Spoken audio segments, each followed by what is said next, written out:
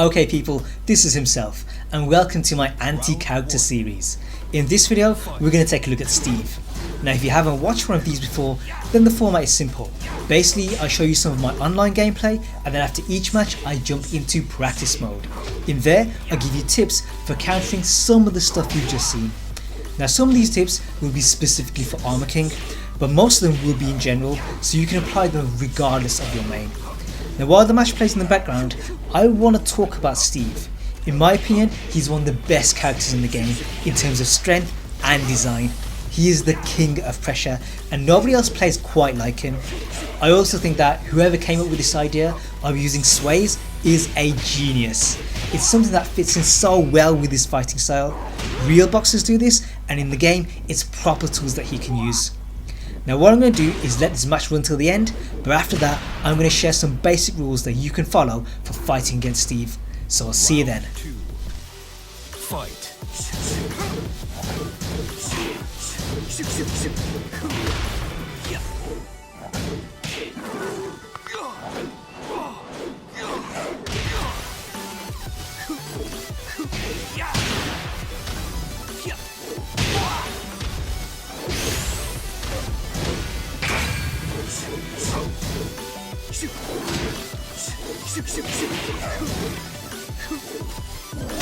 KO. Round 3. Fight.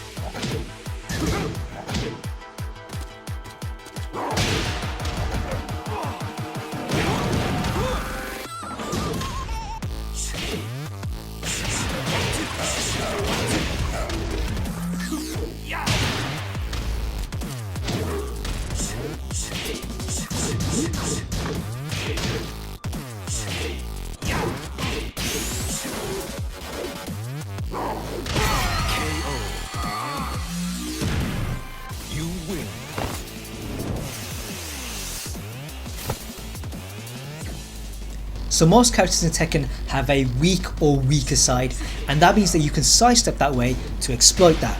But Steve is different. He has no weak side, and that's because his moves track so well. There are times in this match when I did try it, but every single time he catches me. So the number one rule here is not to sidestep against Steve. It is suicide. Now with that thrown out of the playbook, what should we do? We should backdash. With Steve being a pressure character, he wants to be up close in your face, but if we can stay away from him, then it makes things a bit easier. I also think that this plan favours Armor King, and the reason for that is that he has great whiff punishing tools. Normally I'd go for Dark Upper, but not against Steve. The reason for that is that if he sways, he's going to go under and will get counter hit. Instead I'd go for mids, stuff like Shoulder Barge, Big Boot, F+2-1. These all have good range and they knock him away, which is good for us. Another move that I consider is Black Lariat. Now this is a high, but it does have its uses. On hit we get free stuff, I did a video on it. On block though it's +6 and they're pushed away, so we can then backdash and force a whiff. So rule number 2 here is keep your distance. Now suppose he gets up close, what should we do? Well, like I said, Steve is the king of pressure, but to go along with that, he has great counter hit tools. And what that means is that we need to be very patient with him. Do not be afraid to spend some time blocking against him. He wants you to do something stupid, he wants you to put out a jab so that he can land that counter hit, which is his game plan. So rule number 3 here is patience and turtling. Now if we just block, eventually Steve is going to break us down. So every once in a while we want to break his momentum, and Armor King actually has some good tools to do this. One of them is down +1-4. This high crushes from the 4th frame and it's a counter hit combo. Most characters only have a low jab so they don't get much reward, but Armor King has the knee, so he's actually quite lucky here. Now in the match you probably saw me follow with Tombstone, but the better choice here is Giant Swing. The reason for that is that the throw throws them away, so we get the space we need. Another move to use is D4. This also crushes from the 4th frame, but it has good range. Armor King can poke from a distance and he'll go under highs as well. What's also good is that it's only -13, so even if he blocks it, Steve only gets while standing 1-2. The last tool that we can use is Punch Reversal. Now this is a bit risky because he can counter hit us, but the good thing is that it reverses left and right punches, and if we land it a couple of times, he's going to think twice before attacking. Now I have a confession here. I actually thought about playing Steve when the game first came out, and it has nothing to do with tier placing. It was all about his suit. I love the way that Blue Cloak moves, and I think it's brilliant that his hood comes off. The suit also has my home nation's flag on it, and I thought that he had one of the best looking rage arts. So to me, it was really appealing. Sadly, I didn't dive in, and the reason for that is that I felt the character was too difficult for me. I didn't think that I had the skill to play him, but newcomers tend to be drawn to him, and there's a reason why. In Tekken, it's a lot easier to attack than it is to defend. If you're defending, then you need to know the frames, you need to know everybody else's, and then you have to pick the right Punisher. If on the other hand you're attacking, you don't need to deal with that, you only need to know your own frames, and that takes a lot less brain power. The other thing is the execution. For newcomers, Steve is made up of 1s and 2s. They can just hit these buttons and stuff will come out without effort. So at that level, that is really appealing.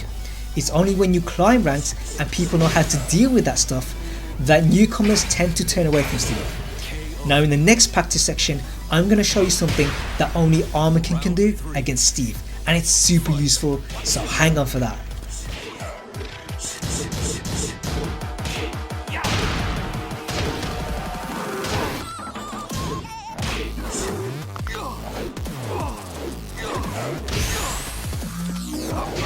KO. Round 4. Fight.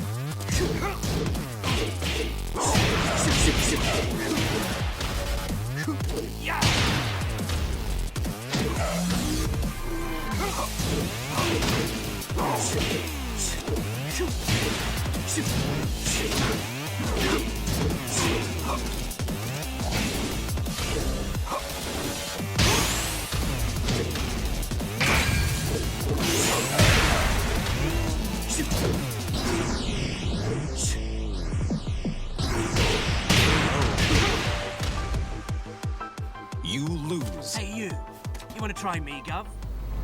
So Steve has 7 stances, and one of them is peekaboo.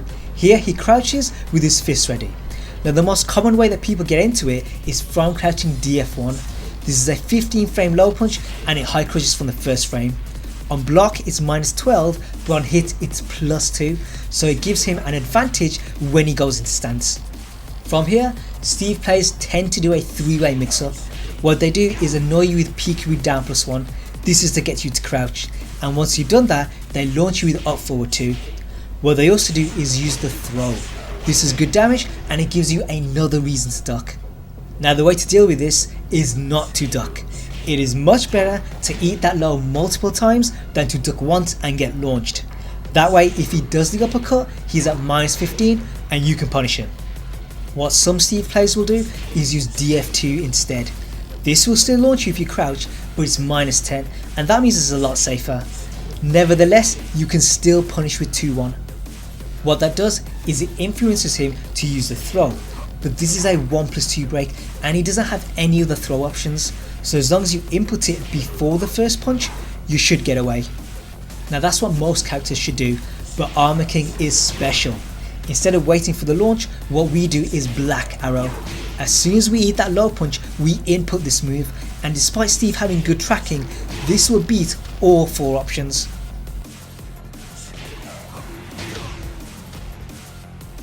Not only that, but it also beats almost every other peekaboo move. The only 2 that are going to cause you problems are the push and 1-2-1. Now the push puts him at +4, but it's only 5 damage and you gain space, so it's not so bad if you eat it. 1-2-1 though is a bit more tricky. The first hit will whiff, but the others will catch you, and it's 37 damage. The upside though is that if we block it, it's -13, so we can punish it. Now there is a lot more to Steve, but I plan to cover that in a future video, so if you want to see that, make sure you subscribe. What I'm going to do here is leave 2 more matches for you to watch. I seriously enjoyed playing this guy, and I liked watching it back as well, so I hope you guys enjoyed too. Now if you don't want to do that, then click the card in the corner. This will take you to my punch reversal video, which is a tool you'll definitely find useful.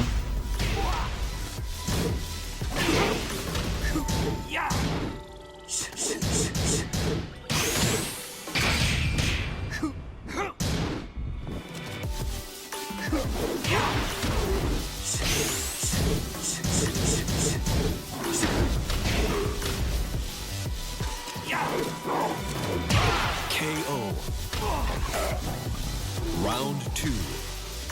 Fight. 1, 2.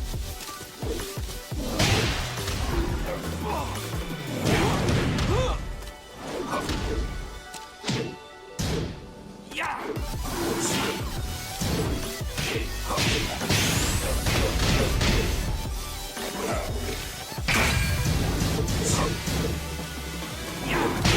Perfect.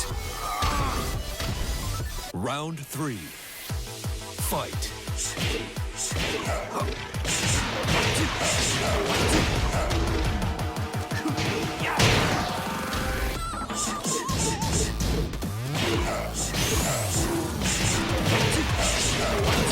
Perfect. Round 4. Fight.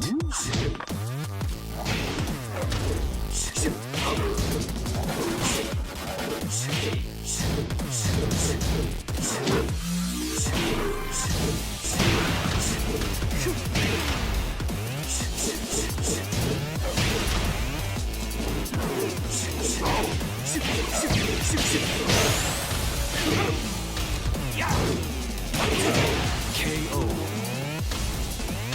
Final round. Fight.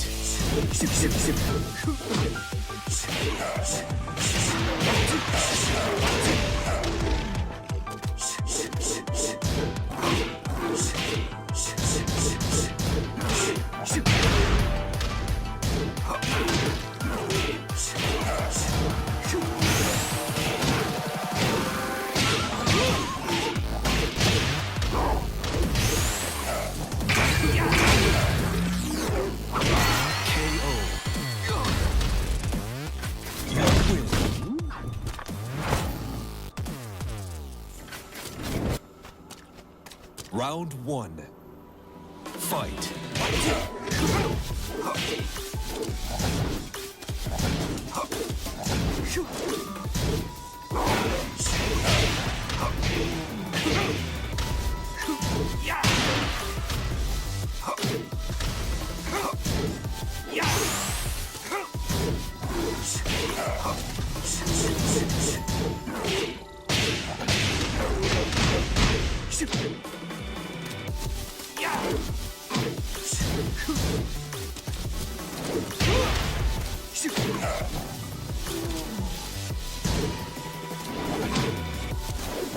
KO. Round 2. Fight.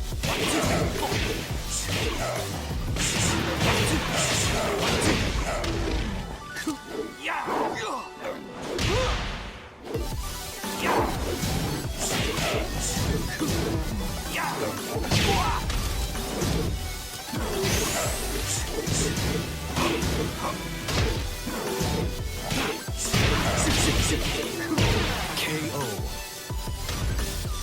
Round 3. Fight.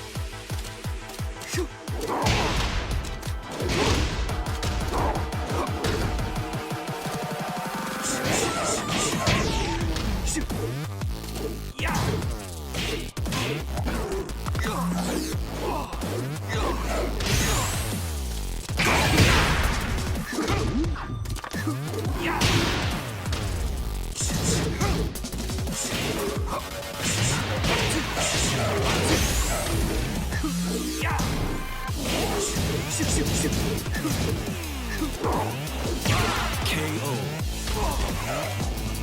Round 4. Fight.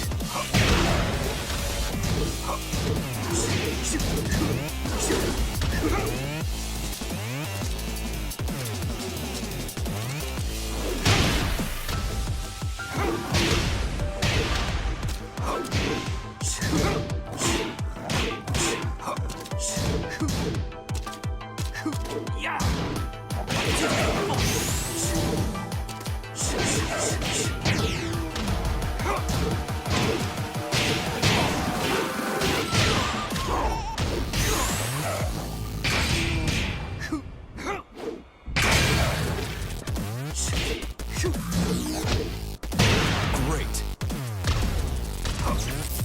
You lose. Hey, you. You want to try me, Gov?